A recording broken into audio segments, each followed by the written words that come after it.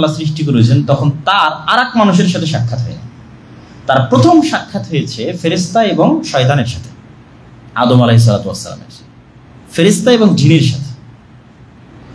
কিন্তু কালের পরিক্রমায় এই দুটো প্রাণীর কথাই মানুষ ভুলে গেছে। মানুষের এই বস্তুবাদী এবং বিজ্ঞান ভিত্তিক জগতে এই বিশ্বাসটাই মানুষের নাই যে পৃথিবীতে ফেরেশতা আছে, যেটা আমাদের ঈমানের দ্বিতীয় নম্বরে আল্লাহ সুবহানাহু ওয়া তাআলা প্রবেশ করেছেন, যে আমানতু বিল্লাহি ওয়া মালাইকাতিহি। তো ইয়াকিনের লেভেলে যখন আপনার ঈমান যাবে, তখন যখন আপনি ফেরেশতাকে দেখতে পাচ্ছেন, সবসময় ফেরেশতার সাথে হাঁটছেন, উঠছেন, বসছেন, তাহলে আপনি ইয়াকিনের লেভেলে আছেন। আর না হলে আপনি আসলে আছেন মুমিন কিন্তু মুনাফিক, মুখে উচ্চারণ করেছেন আমি ঈমান আনয়ন করেছি আমানতু বিল্লাহি ওয়া মালাইকাতিহি, কিন্তু আপনার অন্তর বিশ্বাস করে না, তাহলে এটাই তো মুনাফিকি। এই জন্য ফেরেশতাদের অস্তিত্বের রিয়ালিটি এবং আরেক যে প্রাণীর সাথে আল্লাহ সুবহানাহু ওয়া তাআলা আদম আলাইহিস সালামের পরিচয় করালেন, ইবলিস এবং তার সেনাবাহিনী, শয়তানের অস্তিত্বের রিয়ালিটি, এই দুটো অস্তিত্বকে মানুষ যতটা বাস্তব মনে করতে পারবে, এই পৃথিবীর গেম, যে খেলার মধ্যে মানুষ আছে, এই খেলা মানুষের জন্য বোঝা তত সহজ হবে। আর খেলা বুঝলেই খেলায় জিতা যায়। ফোর মারলে কি হবে, ছক্কা মারলে কি হবে, কিভাবে রান নিতে হবে, এই যদি সিস্টেম আপনি না জানেন তাহলে আপনি ক্রিকেট খেলা বুঝতে পারবেন না। ঠিক ফুটবল খেলার মধ্যে যখন আছেন, কোন দিকে মারলে আউট হবে, কোন দিক দিলে গোল হবে, কখন হ্যান্ড হবে, কখন ফাউল হবে, যদি না বোঝেন তাহলে আপনি ফুটবল খেলতে পারবেন না। তো আপনি যে পৃথিবীর একটা খেলার মধ্যে আছেন, এটার সিস্টেমটা যখন বুঝে যাবেন, তখন আপনি একটু হলো ফাইট দিতে পারবেন ভালো খেলোয়াড় হওয়ার জন্য। আর যখন আপনি এটা সম্পর্কে অজ্ঞ, তখন তো আপনি খেলতেই পারবেন না। তাহলে যখন আমাদের আদি পিতাকে প্রথম পরিচয় করানো হয়েছে শয়তানের সাথে এবং ফেরেশতার সাথে, এবং একজনকে বন্ধু হিসেবে তুলে ধরা হয়েছে, আর একজনকে শত্রু বানিয়ে দেওয়া হয়েছে। আল্লাহ সুবহানাহু ওয়া তাআলা এইভাবেই নিজামটাকে, এই পৃথিবীর সিস্টেমটাকে আল্লাহ সুবহানাহু ওয়া তাআলা এইভাবেই ডেভেলপ করেছে। আদম আলাইহিস সালামের সামনে সিজদার জন্য আদেশ দেওয়া হলো, ফেরেশতারা আদেশ শুনলো, ইবলিস আদেশ শুনলো না, এবং ইবলিসের সাথে মানুষের শত্রুতা তখন থেকে শুরু হয়ে গেল, এবং ফেরেশতার সাথে মানুষের বন্ধুত্ব তখন থেকে শুরু হলো। এবং রাসূলুল্লাহ সাল্লাল্লাহু আলাইহি ওয়াসাল্লামও বলছেন যে প্রত্যেক আদম সন্তানের সাথে কারিনান, সব সময় দুইজন বন্ধু থাকে। কিন্তু এটা আমরা রিয়েল লাইফে এই বিশ্বাসটা আমরা রাখি না, ইয়াকিন নাই এই কথাটার উপর, যে আল্লাহর নবীর এই বাক্যের উপর ইয়াকিন নাই যে আমার সাথে সব সময় আমি একা না, বরং আমরা তিনজন, একজন আমি নিজে, আরেকজন আমার সাথে আমার ফেরেশতা বন্ধু, আর একজন আমার সাথে আমার শয়তান বন্ধু। এটা হাদিস, এটা সত্য। রাসূল সাল্লাল্লাহু আলাইহি ওয়াসাল্লামকে জিজ্ঞেস করা যে আপনার সাথেও? জি, আমার সাথেও, তবে আমার শয়তান আত্মসমর্পণ করেছে, তথা আমার নিজের নাফসের উপর আমার কন্ট্রোল ক্ষমতা এত বেশি যে আমার উপর আর শয়তানের প্রভাব কাজ করে না, কিন্তু আমার সাথেও একজন শয়তান আছে এবং একজন ফেরেশতা আছে।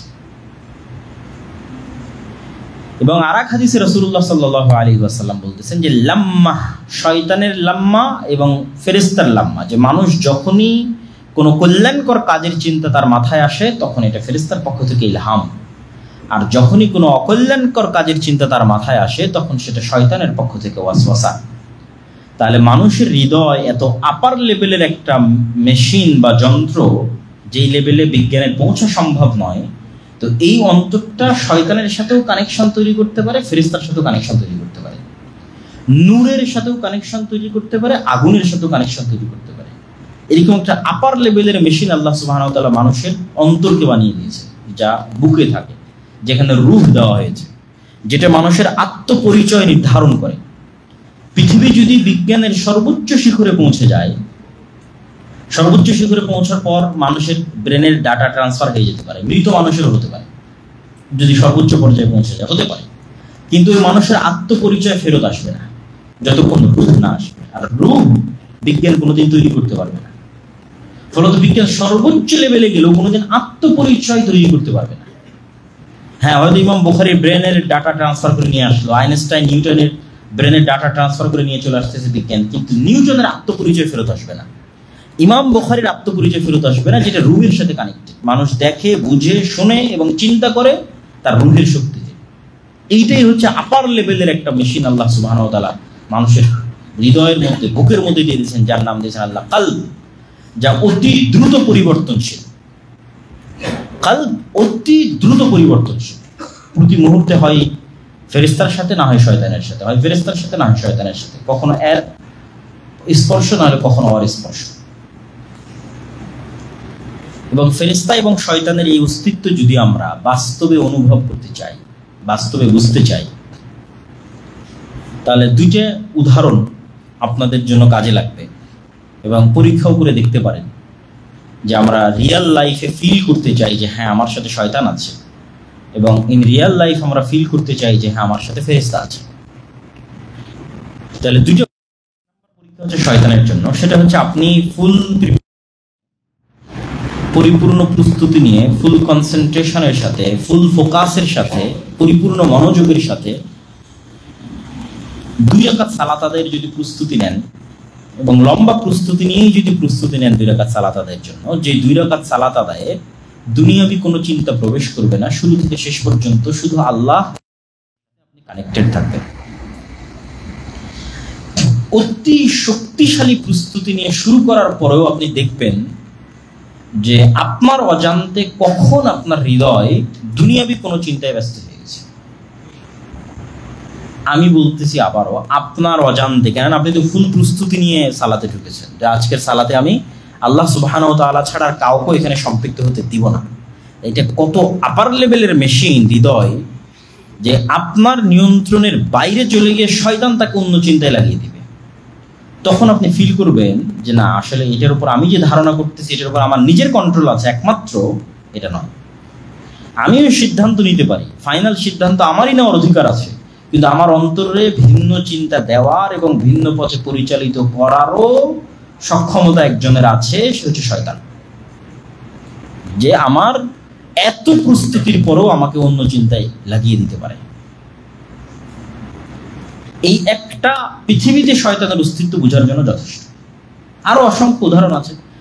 যখন আপনি একবার বিশ্বাস করবেন যে হ্যাঁ পৃথিবীতে শয়তান আছে এবং সে আপনার ডিসিশন গ্রহণে মুদাখালাহ, ইন্টারফেয়ার করতে পারে, মানে আপনার মনের চিন্তায় ইন্টারফেয়ার করার ক্ষমতা রাখে, তখনই আপনি সজাগ হবেন। মানে গেম যেহেতু বুঝে গেছেন, তখন আপনি সজাগ হবেন যে আমার মাথায় প্রত্যেক যে চিন্তা আসতেছে এটা আমার না, অথবা আমাকে একটু থেমে সিদ্ধান্ত নিতে হবে। আর যতক্ষণ এই গেমের এই ধরনটা আপনি বুঝবেন না, ততক্ষণ তো আপনি মনে করবেন আচ্ছা আমার তো গান শুনতে মন চাচ্ছে, গান শুনি, আমার তো ফজরে ঘুমিয়ে থাকতে মন চাচ্ছে, ঘুমাই কেন। ওগুলো তো প্রত্যেকটাকে আপনি আপনার ডিসিশন মনে করতেছেন, কেন তখন আপনি খেলাটা বুঝে ওঠেননি। আর যখন আপনি একবার বুঝে উঠবেন যে না এখানে আমার ডিসিশনে ইন্টারফেয়ার করার মতো কেউ আছে, তখন আপনি ঘুমান, কিন্তু এটা মনে করে ঘুমান যে আপনাকে ঘুমানোর জন্য প্ররোচনা দিচ্ছে একজন থার্ড পার্টি, হি ইজ শয়তান, যে এক্সিস্ট করে পৃথিবীতে। এইটা মনে করার পর ঘুমালে অন্তত ফাইটটা হবে, মানে প্রতিনিয়ত আপনি চেষ্টা করবেন যে না আমি শয়তানের কথা শুনবো না। যতক্ষণ এই নলেজটা আপনার কাছে না থাকবে, ততক্ষণ আপনি তো শয়তানের পরিপূর্ণ গোলাম এবং দাস। প্রত্যেকটা কাজকে নিজের কাজ মনে করে আপনি করে ফেলে দিচ্ছেন। মানুষের গীবত করতেছেন, অপবাদ দিচ্ছেন, সময় নষ্ট করতেছেন, ঘুরছেন ফিরছেন, হারাম ইনকাম করছেন, কেন প্রত্যেকটা আপনার মন চাচ্ছে। কিন্তু এটা যে আপনার মনের চাওয়া না, এখানে থার্ড পার্টি যে আপনার মনে অস্বস্থতা দিচ্ছে সেটা তো আপনি জানেন না, যে আপনার শত্রু। ঠিক শয়তান, ফেরেশতা আছে সেটা বুঝবেন কিভাবে? ফেরেশতার অস্তিত্ব বোঝার জন্য আরেকটা টেস্ট, সেটা হচ্ছে আপনি যেমন 2 রাকাত সালাতের জন্য ব্যাপক প্রস্তুতি নিলেন, ঠিক তেমনি আপনি যদি পূর্ণ সিদ্ধান্ত নেন যে আগামীকাল ফজরে আমাকে উঠতেই হবে, অলসতার সিদ্ধান্ত নয়, নামকাওয়াস্তে সিদ্ধান্ত নয়, ঠিক আগামীকাল ফজরে যদি আপনার কোথাও বিদেশ যাওয়ার বিমান থাকে তখন যেমন সিদ্ধান্ত নেন, আগামীকাল ফজরে যদি আপনার কোনো হলে পরীক্ষা থাকে তখন যেমন সিদ্ধান্ত নেন যে না পরীক্ষা মিস হওয়া যাবে না, রাইট টাইম আমাকে উঠতে হবে, বিমান মিস হওয়া যাবে না, ট্রেন মিস হওয়া যাবে না, ঠিক ওই লেভেলের ডিসিশন যখন আপনি নিয়ে ফেলবেন যে আগামীকাল আমার ফজরের সালাত মিস হওয়া যাবে না, উঠতে হবে, তাহলে আপনার পৃথিবীর কোনো অ্যালার্মের প্রয়োজন নেই, কোথাও অ্যালার্ম দিতে হবে না, কিচ্ছুই দেবে না। এখানে পৃথিবীতে হাজার হাজার লক্ষ লক্ষ ফেরেশতা আছে আপনাকে সহযোগিতা করার জন্য। তখন আপনি ফেরেশতার অস্তিত্বটা বুঝতে পারবেন, যে আপনি যখন অ্যালার্ম ছাড়াই ঘুম থেকে উঠে যাবেন এবং প্রতিদিন উঠতে পারবেন, প্রতিদিন আপনাকে কোনো না কোনো ওয়েতে ফেরেশতা উঠিয়ে দেবে। আপনার নিয়তের কারণে সে হেল্প করবে, সহযোগিতা করবে, যে সে চায় যে আপনি ফজরের সালাতটা আদায় করেন, তখন সে আপনাকে হেল্প করবে। হয় আপনার বাচ্চা কেঁদে উঠবে, না হয় কারেন্ট চলে যাবে, না হয় বাতাসে জানলায় আঘাত লাগবে, কোনো না কোনো একটা ওয়ে ব্যবহার করে সে আপনাকে ফজরের সময় উঠিয়ে দেবে। তখন আপনি বুঝবেন যে না, এই পৃথিবীতে আরেকটা থার্ড প্রাণীর অস্তিত্ব আছে যারা সবসময় আমাদের হেল্পের জন্য আমাদের আশেপাশে আছে, যারা আমাদের হেল্প করতে চায়, সহযোগিতা করতে চায়, কিন্তু আমরা বুঝতে পারি না, যাদের সাথে আমাদের হৃদয়ের কানেকশন হয়। তো ফেরেশতা এবং শয়তান এই দুটো পৃথিবীর পরস্পর বিরোধী শক্তি। তথা কোথাও যদি শয়তান থাকে তাহলে সেখানে রহমত এবং বরকতের ফেরেশতা থাকবে না, এবং কোথাও যদি রহমত এবং বরকতের ফেরেশতা থাকে তাহলে সেখানে শয়তান থাকবে না। এবং রাসূলুল্লাহ সাল্লাল্লাহু আলাইহি ওয়াসাল্লামের হাদিসগুলো সেগুলোর প্রমাণ বহন করে। রাসূলুল্লাহ সাল্লাল্লাহু আলাইহি ওয়াসাল্লামের হাদিসগুলো যদি আমরা সামনে রাখি, যেমন কোনো বাড়িতে যদি কুকুর থাকে তাহলে সে বাড়িতে ফেরেশতা প্রবেশ করবে না। কোনো বাড়িতে যদি ছবি মূর্তি থাকে তাহলে সে বাড়িতে ফেরেশতা প্রবেশ করবে না। ঠিক তেমনি আপনি যদি কোনো বাড়িতে প্রবেশ করার সময় সালাম দেন তাহলে সেখান থেকে শয়তান পালিয়ে যাবে। ঠিক আপনি খাওয়ার সময় যদি বিসমিল্লাহ বলেন তাহলে সেখান থেকে শয়তান পালিয়ে যাবে। তাহলে এই প্রত্যেকটা ইসলামের শুরু থেকে নিয়ে শেষ পর্যন্ত দৈনন্দিন লাইফে প্রত্যেক ধাপে যতগুলো জিকির দেওয়া আছে প্রত্যেকটা জিকির শয়তানের বিরুদ্ধে কাজ করার জন্য, এবং শয়তানের বিরুদ্ধে কাজের মাধ্যমে আপনি সেখানে অ্যাক্সেস দিবেন ফেরেশতাকে। যেমন আমরা ওয়াইফাইয়ের অ্যাক্সেস দিচ্ছি, ঠিক আছে, অদৃশ্য, অথচ পাসওয়ার্ড দিলে মানুষ কানেক্ট হয়ে যাচ্ছে, বোঝা যাচ্ছে না। এইরকম অদৃশ্য অ্যাক্সেস লাভ করে ফেরেশতারা এবং শয়তানেরা আমাদের আশেপাশে, আমাদের হৃদয়ের আশেপাশে, আমাদের বাড়ির আশেপাশে, আমাদের সমাজের আশেপাশে। সেই অ্যাক্সেসটা আমরাই নির্ধারণ করি। তো যেমন আপনি যদি কোরআনের সাথে থাকেন তাহলে অবশ্যই সেখানে রহমত এবং বরকতের ফেরেশতা আসবে। অসংখ্য হাদিস আছে। উসাইদ বিন হুদাইর রাদিয়াল্লাহু তাআলা আনহু একদিন কোরআন তেলাওয়াত করছেন, তো আকাশ মেঘাচ্ছন্ন হয়ে গেছে তার উপরে, এবং তার ঘোড়া লাফাচ্ছে, এবং তার শুয়ে থাকা বাচ্চা আঘাতের আশঙ্কায় তিনি এরকম কেন অস্থিতিশীল পরিবেশ, এই জন্য তিনি কোরআন তেলাওয়াত থামিয়ে দিলেন। সব থেমে গেল। আবার কিছুক্ষণ পর আবার কোরআন তেলাওয়াত শুরু করলেন, আবার একই অবস্থা।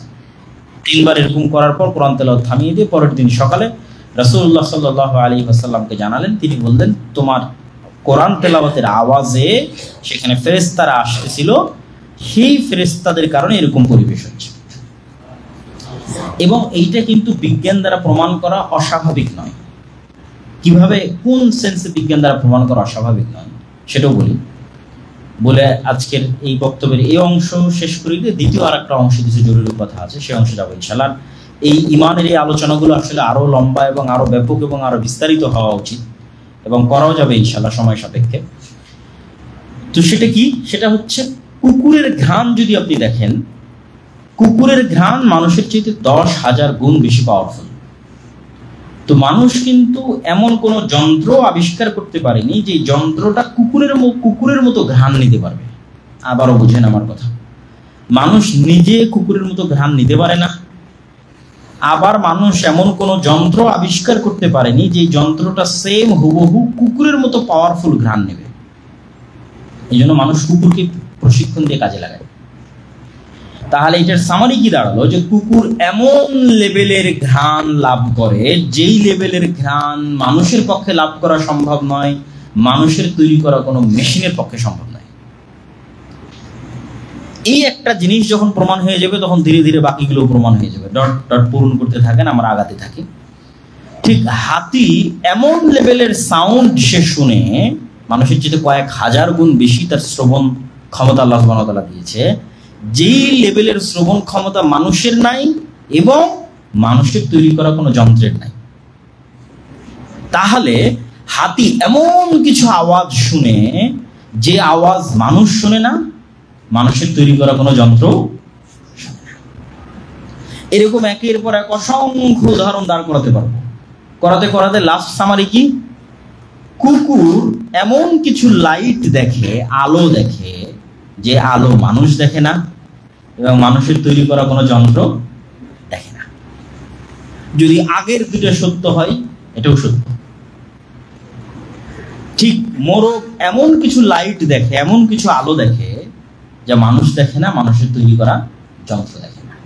যেটা রাসূলুল্লাহ সাল্লাল্লাহু আলাইহি ওয়াসাল্লাম বলছেন, কুকুর শয়তানকে দেখে আর মোরগেরা ফেরেশতাকে দেখে। তাহলে there is one kind of light exist করে in this world, এমন এক প্রকারের লাইট এই পৃথিবীতে এক্সিস্ট করে যেই লেভেলের লাইট দেখার সক্ষমতা মানুষের নাই, মানুষের তৈরি করা যন্ত্রের নাই। কেন? আগেরটা প্রমাণিত। আগেরটা কুকুর যেই লেভেলের ঘ্রাণ নেয় সেই লেভেলের ঘ্রাণ নেওয়ার সক্ষমতা মানুষের নাই, মানুষের তৈরি যন্ত্রের নাই। এবং এরকম অসংখ্য উদাহরণ দাঁড় করানো যাবে। তাহলে পৃথিবীতে অস্তিত্বশীল সবকিছুই মানুষ জেনে গেছে, আর সবকিছুই মানুষের বিজ্ঞান এবং যন্ত্র জেনে গেছে, এটা নয়, এটা ভুয়া কথা। তাহলে শয়তান এবং ফেরেশতার অস্তিত্ব পৃথিবীতে আছে এবং তাদেরকে আমাদেরই পৃথিবীর কোনো না কোনো প্রাণী দেখে তাদের অস্বাভাবিক কার্যক্রম থেকে, যেটা আমরা বুঝতে পারি। যেমন ওই সাহাবী ঘোড়ার অস্বাভাবিক লাফালাফি দেখে অবশ্যই সেই ঘোড়া কিছু দেখছিল, আকাশে মেঘ জমা হচ্ছিল। তো ঠিক তেমনই আপনিও দেখবেন যখন আজান হবে তখন কুকুরের অস্বাভাবিক কার্যক্রম, সে অন্য সময়ের চেয়ে ওই সময় প্রচুর পরিমাণে গেউ ঘেউ করতেছে, চিৎকার করতেছে। এই অস্বাভাবিক কার্যক্রমের কোনো ব্যাখ্যা নেই। সকালবেলা যখন মোরগেরা ডাকে, কেননা দুইটা শিফটে ফেরেশতাদের সবচেয়ে বেশি আনাগোনা হয় পৃথিবীতে, একটা হচ্ছে ফজরের সময়, একটা হচ্ছে আসরের সময়। কেন এই দুই শিফটে তাদের দায়িত্ব পরিবর্তন হয়, ফলত যারা দায়িত্ব পালন করতেছিল তারা উপরে উঠতে থাকে, যারা নতুন দায়িত্ব প্রাপ্ত হয় তারা নিচে আসতে থাকে।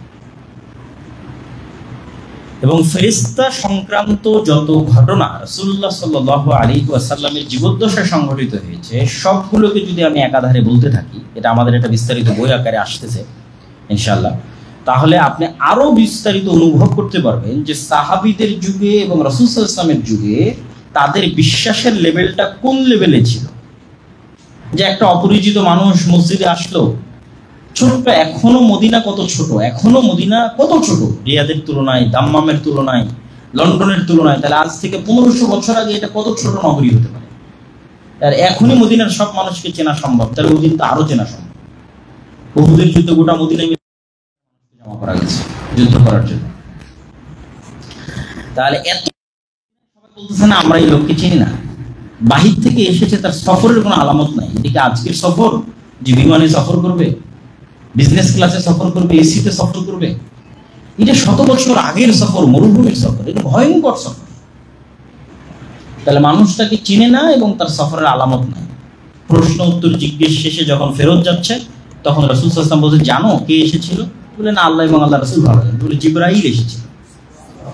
তাহলে তাদের বিশ্বাসের লেভেলটা, যে এই পৃথিবীতে ফেরেশতা আছে এবং ফেরেশতা অস্তিত্বশীল এবং আমাদের আশেপাশে উঠা বসা করে, এই বিশ্বাসটা তাদের কোন লেভেলে থাকতে পারে। এবং সেটার তুলনায় যদি আপনি আমাদের বিশ্বাসের লেভেলটা তুলনা করেন, যে আমরা কোন অবস্থায় আছি সেই বিশ্বাসের জায়গায়। এই জন্য অদৃশ্যের উপর বিশ্বাস, আল্লাহ সুবহানাহু ওয়া তাআলার শক্তি এবং ক্ষমতার উপর বিশ্বাসকে দৃঢ় করে। এবং আল্লাহ সুবহানাহু ওয়া তাআলার শক্তি এবং ক্ষমতার উপর বিশ্বাস দৃঢ় হলেই আপনি তবে মুসলমানের যে প্রকৃত শক্তি বিজয়ের জন্য, সেই শক্তিটা তখন আপনি অর্জন করবেন। যে শিক্ষা আল্লাহ সুবহানাহু ওয়া তাআলা মুসা আলাইহিস সালাতু ওয়াস সালামকে দিয়েছিলেন।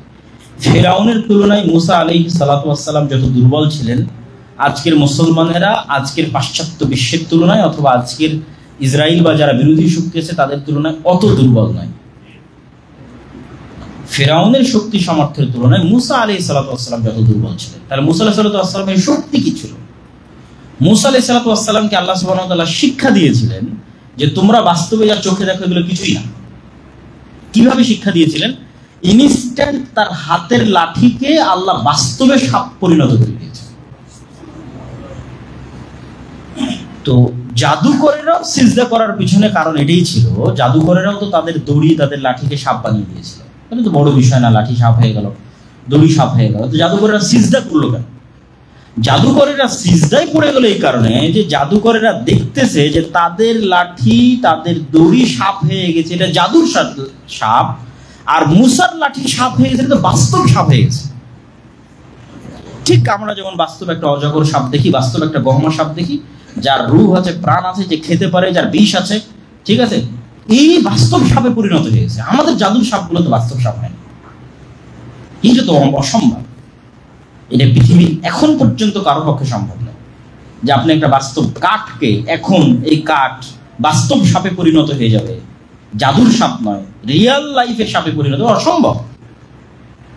কিন্তু এইটার মাধ্যমে আল্লাহ সুবহানাহু ওয়া তাআলা মুসা আলাইহিস সালাতু ওয়াস সালামকে শিখিয়েছেন আল্লাহ চাইলে যা কিছু করতে পারে। যিনি তোমার হাতের লাঠিকে সাপ বানিয়ে দিয়েছে, ইনি মহাসমুদ্রের মধ্যে তোমার জন্য রাস্তাও তৈরি করতে পারে। যদি এটা মুসা আলাইহিস সালাম জানতেন না যে মহাসমুদ্রের মধ্যে আমার জন্য রাস্তা তৈরি হবে, কিন্তু ওই বিশ্বাসটা আল্লাহ তৈরি করে দিয়েছিলেন যে তিনি তোমার জন্য যা ইচ্ছা তাই করতে পারে।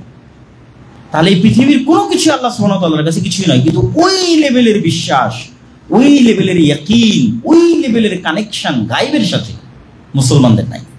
মানে আজকের যুগের মুসলমানদের নাই, আমাদের নাই।